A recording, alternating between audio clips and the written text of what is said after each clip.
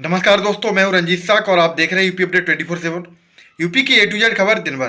दोस्तों मैं बता दूं आपको, स्वामी प्रसाद मौर्य जो हमेशा एक राजनीति में अहम रोल अदा करते हैं, तो लोकसभा चुनाव के चलते मैं बता दूं आपको, उन्होंने एक नई पार्टी का गठन किया है। ये आप सभी को पता है।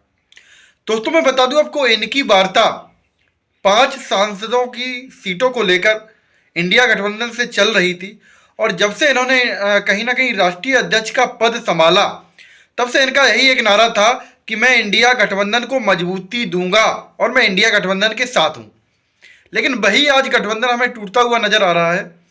जिस तरीके से स्वामी प्रसाद मौर्य ने खुद की जो पार्टी है, राष्ट्रीय सोशलिस्ट समाज पार्टी, उसी पार्टी के बैनर तले उन्होंने जो है कहीं ना कहीं लोकसभा चुनाव लड़ने का ऐलान किया है। और वो कहीं ना कहीं कुशीनगर जो लोकसभा सीट है, जहां कहीं ना कहीं जो निर्णायक जो होते हैं वो कुशवाहा मौर्य जो वोटर हैं वो निर्णायक होते हैं, वहां से उन्होंने लोकसभा चुनाव लड़ने की बात कही है। और वहीं एसएन सिंह चौहान को भी उन्होंने सीट दी है, जो देवरिया से सीट है। मैं बता दूं आपको, उन्होंने ये भी कहा है कि जब से मैंने पार्टी का गठन किया है, तब से मैंने एक ही नारा दिया है, भाजपा हटाओ संविधान बचाओ। और कहीं ना कहीं शोषित समाज पार्टी का जो उन्होंने गठन किया है, वो कहीं ना कहीं शोषितों के उत्थान के उद्देश्य से ही किया है। तो वो मैं आपको अभी उनका जो ट्वीट है वो भी आपको दिखाऊंगा। बाकी मैं चर्चा कर लेता हूं कि आखिरकार इससे किसको फायदा और किसको नुकसान होने वाला है। और कहीं ना कहीं ये भी बताने वाला हूं कि स्वामी प्रसाद मौर्य आखिरकार लोकसभा सीट जो जिस तरीके से उन्होंने कुशीनगर से चुनाव लड़ने का ऐलान किया है, वो जीत पाएंगे या नहीं, इन सारे मुद्दों पर हम चर्चा करेंगे। तो दोस्तों मैं बता दूं आपको, स्वामी प्रसाद मौर्य कहीं ना कहीं पिछड़े दलित और अल्पसंख्यक के, कहीं ना कहीं शोषित समाज के आज के टाइम में एक बहुत बड़े नेता है। जिस तरीके से आप सभी को मैं बता दूं आपको, कुशीनगर जो है वो कहीं ना कहीं कुशवाहा और मौर्य क्षेत्र है, और वहां पर यही वोटर निर्णायक साबित होते हैं। मैं बता दूं आपको, स्वामी प्रसाद मौर्य कहीं ना कहीं एक बड़े राजनीतिक नेता हैं, घाट घाट का पानी पिए हुए, और कहीं ना कहीं एक बड़े पेशे से वकील भी है। ये आप सभी से छिपा नहीं है। मैं बता दूं आपको, उन्होंने कुछ दिन पहले ही, जब वो समाजवादी पार्टी में थे, तो कुछ विवादित बयान भी दिए थे।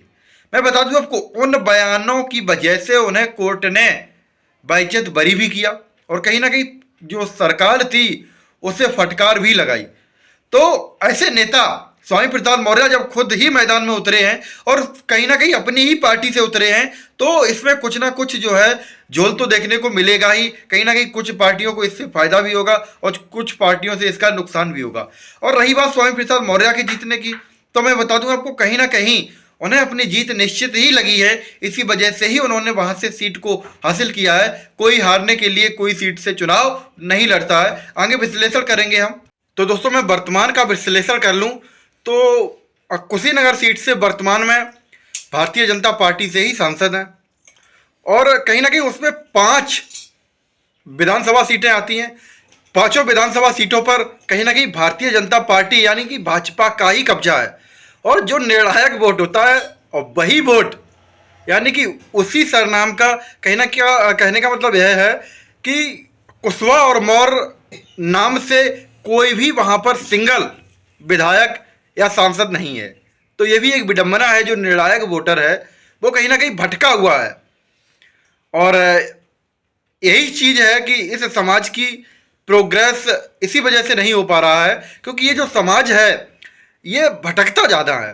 इसी वजह से इस समाज के हर क्षेत्र में ये समाज जो है कहीं ना कहीं पिछड़ा हुआ है। शाक्य मौर्य कुशवाहा सैनी की मैं अगर बात करूँ तो यूपी अपडेट 24/7 देखने के लिए बहुत बहुत धन्यवाद। आप सभी से अनुरोध रहेगा कि आप इस चैनल को लाइक, शेयर और सब्सक्राइब जरूर कर लीजिएगा। Thank you. नमो बुद्धाय। जय भीम, जय सम्राट, जय संविधान, जय भारत।